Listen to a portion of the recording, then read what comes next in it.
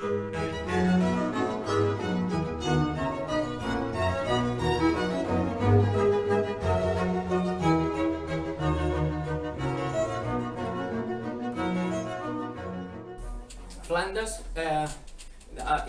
Barni n'espera molt d'aquests Països Baixos catòlics i és una mica una decepció. Reconeix que, per sort, els flamencs han deixat enrere l'estil francès i que domina el gust italià, que això ell ho considera bàsic, és la primera cosa que s'ha de fer quan es fa música, és no tocar música francesa, per tant això sí que ho tenen. Considera, per exemple, que el teatre de Brussel·les és molt bo, però també li sorprèn descobrir que han oblidat absolutament qui eren aquests flamencs, qui havien sigut. Barni arriba a Caen, arriba a Anvers i pregunta a les esglésies, als músics, per les fonts del que havia sigut el primer estil internacional europeu, que era la polifonia que es diu franco-flamenca, la polifonia flamenca que havia nascut precisament en aquesta regió al segle XV, en paral·lel amb la gran pintura dels primitius flamencs, de Van Eyck, de Memling, etc., que s'havia extès per Europa d'una manera extraordinària. Parlo de compositors com Josquin-des-Prés, com Ockeghem, com Dufay, compositors que havien dominat la música a Europa al segle XV-XVI, i que els flamencs actuals, per tant, del 1772, semblen haver oblidat completament. Per tant, Barni, en aquest sentit, decebut perquè la memòria d'aquesta etapa brillant de la música flamenca ha quedat completament esborrada. El Pla País, com diu Jacques Brel, amb les catedrals per úniques muntanyes, amb els negres campanars com cucanyes, com pals de festa, que despengen els núvols, diu Brel, i d'aquests campanars hi pengen campanes. I, en particular, a Flandes, carillons. És a dir, conjunts de campanes, afinades per notes, de desenes de campanes que permeten al carillonneur, o sigui, al campaner, fer música amb les campanes. El repicar musical d'aquestes campanes flamenques és un dels elements del paisatge sonor-urbà que més crida l'atenció a Barni, i de fet en descriu el funcionament, i és interessant perquè avui en dia aquests carillons en bona part encara es conserven, i us he portat un vídeo d'una peça precisament recollida a mitjans del segle XVIII, que per tant Barni podria haver sentit. Els carillons tenien centenars i centenars de peces al repertori. Hi havia alguns músics d'aquests carillons que eren veritables virtuosos del carilló. I Barni fa un comentari una mica irònic, diu: el gran avantatge d'aquesta mena de música és que pot divertir tots els habitants de la ciutat sense necessitat de desplaçar-se a un lloc particular per sentir-la, perquè se sent des de tot arreu. Diu: la pega és que no havent-hi manera de parar la ressonància de les campanes, els sons es van acumulant i acaben fent una mena de confusió sonora que les orelles delicades com les que té ell no toleren bé. Us poso aquest vídeo i veureu justament com toca la campana. Amb els pedals activa les campanes grans, i amb els dits, a partir d'unes varetes de fusta que estiren un cable, toca les campanes petites. I això és exactament com ho descriu Barni i no ha canviat en res des del segle XX.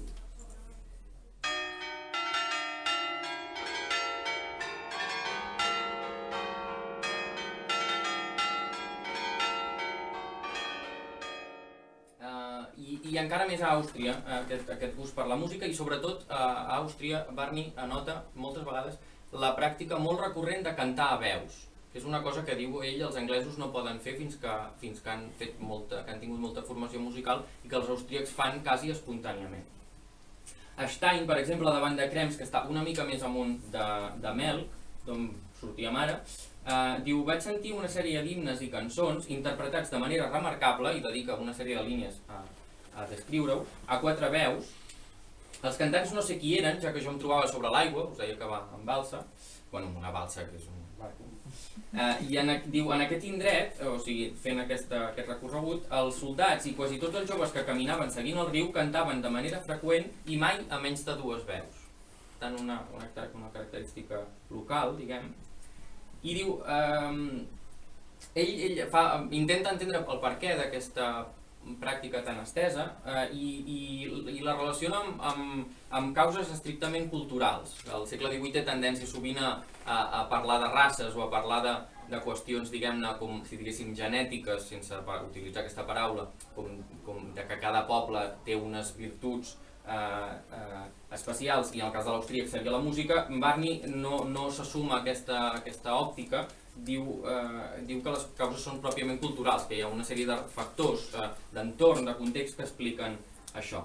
En primer lloc, com us deia, la presència tan habitual de la música vocal amb violins, sovint amb instruments, a les esglésies, a qualsevol església a Àustria, en cerimònies molt concorregudes, per tant la gent va a l'església i sent aquesta música, i gratuïtes, insisteix en això, en la gratuïtat, en el fet que qualsevol pot entrar a una església i sentir bona música. I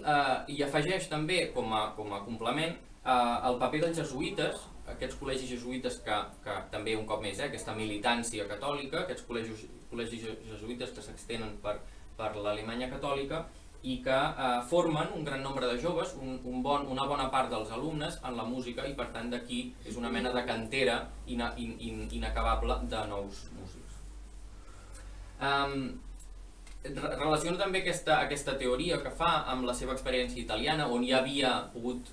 copsar la relació entre la bona música religiosa a les esglésies, el fet que fos gratuïta i l'abundància de bons músics, i n'extreu una llei, una mica com si fos Newton, o sigui, a la manera del segle XVIII, i que posa en cursiva perquè es vegi ben clar que és una llei anunciada per als segles dels segles. Diu: la qualitat de la música d'un país serà directament proporcional a la qualitat de la seva música religiosa. I aquí ja està tot dit, i és la conclusió d'aquesta observació, diguem, del terreny. Per comprovar aquesta situació específicament austríaca, us proposo que ens desviem fins a Salzburg, com pàtria de Mozart. Barney no hi passa, però coneix gent que ve d'allà. Salzburg era un principat episcopal, un altre d'aquests estats alemanys, en aquest cas dins l'àmbit austríac, i és evidentment el lloc on treballaven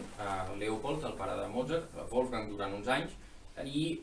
Michael Haydn. Michael Haydn, no sé si el coneixeu, és el germà petit de Joseph Haydn, i tot i que a fora d'Àustria viu en un oblit quasi absolut, era considerat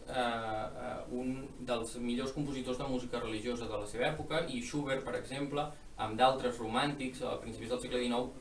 tenien un enorme respecte per la música de Michael Haydn. Coneixien molt bé els Mozart, no hi tenien molt bona relació, però els coneixien molt bé perquè treballaven junts, i amb ell em vull apropar aquesta pràctica del cant a veus. Michael Haydn és un dels primers que escriu en partitura cors per veus d'home a 4 veus, i aquests cors masculins que es reunien a les tavernes, a les cases, que formaven a vegades societats o associacions més o menys informals, d'una manera que havíem vist a altres llocs, ho havia comentat per exemple per Anglaterra, però que Àustria i Alemanya agafaran una potència fora del comú, i que es convertiran aquests cors d'homes en un dels emblemes, en un dels signes identitaris de l'Alemanya del segle XIX. Tots els grans compositors romàntics escriuran per aquesta formació, i Michael Haydn d'alguna manera és el primer.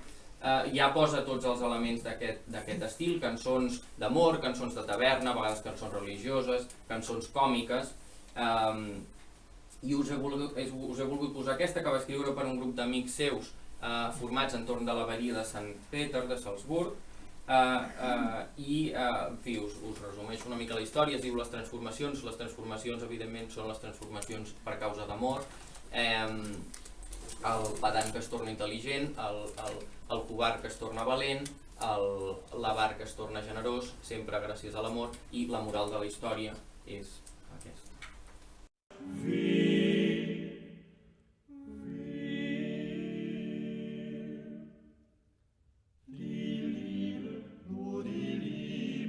Zog den Zauberkreis, die Liebe, nur die Liebe, die zog den Zauberkreis, die zog den Zauberkreis.